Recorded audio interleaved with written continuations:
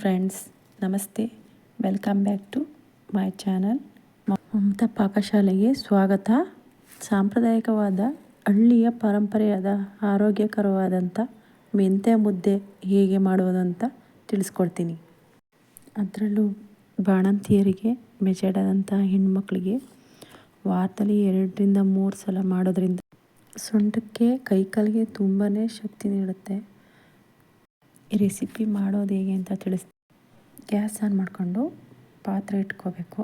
ಮೊದಲಾಗಿ ಕೆಂಪು ಕುಸಲಕ್ಕಿನ ಒಂದು ಲೋಟ ತಗೋಬೇಕು. ಸ್ವಲ್ಪ ಬಿಸಿ ಮಾಡಿದ್ರೆ ಸಾಕು.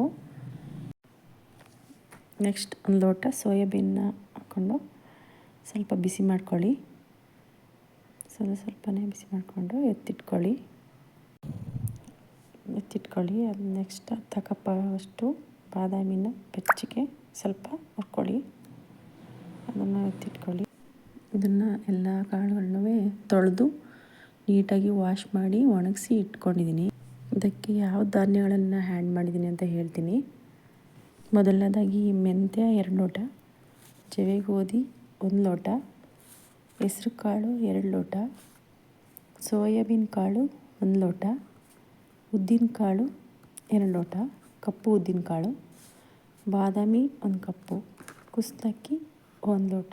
ಇಷ್ಟನ್ನು ತೊಳೆದು ವಾಶ್ ಮಾಡಿ ನೀಟಾಗಿ ಒಣಗಿಸಿ ಇದನ್ನು ಸ್ವಲ್ಪ ಹುರ್ಕೊಂಡು ಎತ್ತಿಟ್ಕೊತಾ ಇದ್ದೀನಿ. ತುಂಬಾ ಹುರಿಬೇಡಿ, ಸ್ವಲ್ಪನೇ ಬೆಚ್ಚಗೆ ಮಾಡಿ. ಇದನ್ನು ಮಿಲ್ಲಲ್ಲಿ ಪೌಡ್ರ್ ಮಾಡಿಸ್ಕೊಂಡ್ಬಂದಿದ್ದೀನಿ. ಇದನ್ನು ಮಾಡೋ ವಿಧಾನ ಹೇಗೆ ಅಂತ ತಿಳಿಸ್ಕೊಡ್ತೀನಿ. ಮೊದಲಿಗೆ ಗ್ಯಾಸ್ ಆನ್ ಮಾಡಿಕೊಂಡು ಪಾತ್ರೆ ಇಟ್ಕೊಳ್ಳಿ. ಅದಕ್ಕೆ 1 ಲೋಟ ನೀರಷ್ಟು ಹಾಕಿ, ಒಂದು ಮುದ್ದೆಗೆ 1 ಲೋಟ ನೀರು ಕುಡಿಯೋಂಥ ಲೋಟದಲ್ಲಿ 1 ಲೋಟ ನೀರಷ್ಟು ಹಾಕಿ ಸಾಕು. ಅದನ್ನು ಕುದಿಲಿಕ್ಕೆ ಬಿಡಿ. ಚೆನ್ನಾಗಿ ನೀರು ಕುದಿಬೇಕು. ಮತ್ತು ಈ ರೀತಿ ಮೆಂತ್ಯದ ಹಿಟ್ಟನ್ನು ಪೌಡ್ರ್ ಮಾಡಿಸ್ಕೊಂಬರ್ಬೇಕು.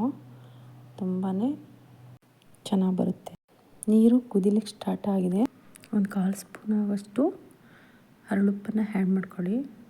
ಯಾಕೆಂದರೆ ಗಂಟು ಬರಲ್ಲ ಅನ್ನೋ ಉದ್ದೇಶಕ್ಕೋಸ್ಕರ. ಬೇಕಿದ್ರೆ ಹಾಕ್ಕೊಳ್ಳಿ, ಇಲ್ಲಾಂದರೆ ಸ್ಕಿಪ್ ಮಾಡ್ಕೊಳ್ಳಿ. ಮತ್ತು ತಿಂಡಿ ತಿನ್ನುವಂಥ ಸ್ಪೂನಲ್ಲಿ 4 ಸ್ಪೂನ್ ಆಗುವಷ್ಟು ಹಿಟ್ಟನ್ನು ಹಾಕ್ಕೊಳ್ಳಿ. 1 ಲೋಟ ನೀರಿಗೆ 4ರಿಂದ ಅದನ್ನು ಬೇಯಲಿಕ್ಕೆ ಬಿಡಿ. ಸ್ಪೂನಷ್ಟು ಬೆಂದ ತಕ್ಷಣ ಹಾಕ್ಕೊಳ್ಳಿ. ಸಿಮ್ಮಲ್ಲಿ ಇಟ್ಕೊಂಡು ಒಂದು ದೊಡ್ಡ ಸ್ಪೂನ್ ಸಹಾಯದಿಂದ ಅದನ್ನು ಗಂಟಿಲ್ದ ಹಾಗೆ ನಿಧಾನಕ್ಕೆ ತಿರುಗಬೇಕು. ಅದೊಂದು ಸ್ವಲ್ಪನೂ ಗಂಟಿರಬಾರ್ದು.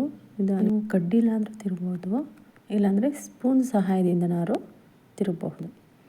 ಇದನ್ನು ಒಂದು ಗಂಟು ಇಲ್ದಾಗೆ ನಿಧಾನವಾಗಿ ಸಿಮ್ಮಲ್ಲಿ ಇಟ್ಕೊಂಡು ಬೇಕಾದರೆ ಇನ್ನೂ ಒಂದು ಸ್ಪೂನ್ ಬೇಕಾದರೆ ಆ್ಯಡ್ ಮಾಡ್ಕೊಳ್ಳಿ. ನನಗೆ ಬೇಕು ಅನಿಸ್ತಾ ಇದೆ, ಇನ್ನೊಂದು ಸ್ಪೂನ್ ಹಾಕಿ ನಾನು ಮತ್ತೆ ತಿರುಗ್ತಾ ಇದ್ದೀನಿ. ಒಂದು ಗಂಟಿಲ್ದ ಹಾಗೆ ಚೆನ್ನಾಗಿ ತಿರುಗಿಸಿ ಮತ್ತೆ ಅದನ್ನು ಲಿಡ್ ಕ್ಲೋಸ್ ಮಾಡಿ ಅದನ್ನು 5 ನಿಮಿಷ ಸಿಮ್ಮಲ್ಲಿಟ್ಟು ಅದನ್ನು ಪ್ಲೇಟ್ಗೆ ಹಾಕಿ ಈ ರೀತಿ ಉಂಡೆಯನ್ನಾಗಿ ಮಾಡಿ ಸರ್ವ್ ಮಾಡಿ. ತುಂಬಾ ಚೆನ್ನಾಗಿರುತ್ತೆ ಈ ರೆಸಿಪಿ. ಇದನ್ನು ಒಮ್ಮೆ ಟ್ರೈ ಮಾಡಿ. ತುಂಬಾ ಧನ್ಯವಾದಗಳು. ಯಾರು ನಮ್ಮ ಚಾನಲ್ನ ಹೊಸ್ದಾಗಿ ನೋಡ್ತಾ ಇದ್ದೀರಾ, ಪ್ಲೀಸ್ ಸಬ್ಸ್ಕ್ರೈಬ್ ಮಾಡ್ಕೊಳ್ಳಿ, ಲೈಕ್ ಮಾಡಿ.